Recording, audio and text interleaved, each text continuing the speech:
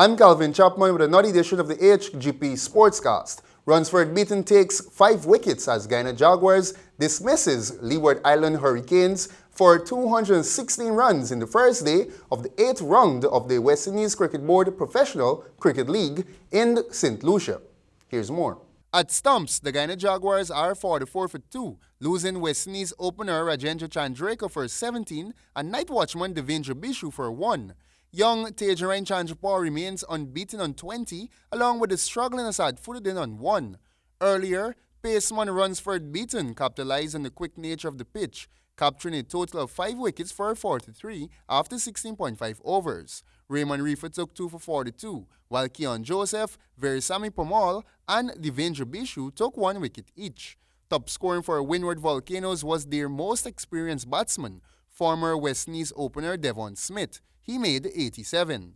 The 4-day match will conclude on Monday, February 29, as the Jaguars look to extend their 14-match unbeaten streak. Chase Academy defeats Iflot Secondary by 18 runs to win the inaugural National Secondary School Cricket League. Iflot skipper Dodi Oselmo took 4 wickets, assisted by his fast man Riaz Khan with 3. Okay, Dodi Oselmo, you took 4 vital wickets today to restrict Chase Academy, and also you made a vital contribution of 21. How it feels to be playing in this first ever final of the National Secondary School League? Well, it's a nice feeling to be here, and I'm so happy for this team, and we made it so far. It's a team effort, and I'm happy for this team, and I hope it will come up victorious today. Okay, do you think this is too much runs, or you think you guys can make it? I don't think it's too much runs. We'll chase it because we have batsmen, and I have enough confidence in them, and I know they will bring it home. Okay, so Chandrapal Hemraj is still out there. You know, he's been. Tell me about his contributions to the team throughout the tournament. Well, Chandrapal is a main batsman for us, and I know Chandrapal for a very long time, and I know he will bring home this game for once he stays in bat. He will bring home this game for us. Chandrapal was dismissed for 76, while the team needed 31 from the last 4 overs, replying to Chase's Academy total of 195 with 2 wickets remaining at that time. National youth player Joshua Prasad stroked a masterful 104 to spearhead Chase Academy to their decent total just below the 200-run mark from a maximum 30 overs. That was 18 runs too much for Iflot, as the teams competed evenly in the inaugural National Secondary School League Final at the Georgetown Cricket Club ground for most of the game. Secretary of the GCB, Anand Sanasi, gave his overview of the tournament. Today we saw Josh Prasad, he made a century, he's part of the CGI Academy. Have you guys pinpointed anybody that, you know, from the schools, from the talent that you've seen, that you would like to bring into that academy? Well, the coaches and the scouts have been looking at all of them, and we're depending on those games masters, teachers and so on that would have been moving around out there, along with our coaches from our coaching setup. Joshua Prasad, yes, he has been a part of the entire cricket setup, playing under 15 and so on at a national level. There will be many more Joshua Prasads coming out as we progress with this inter-school championship in years to come.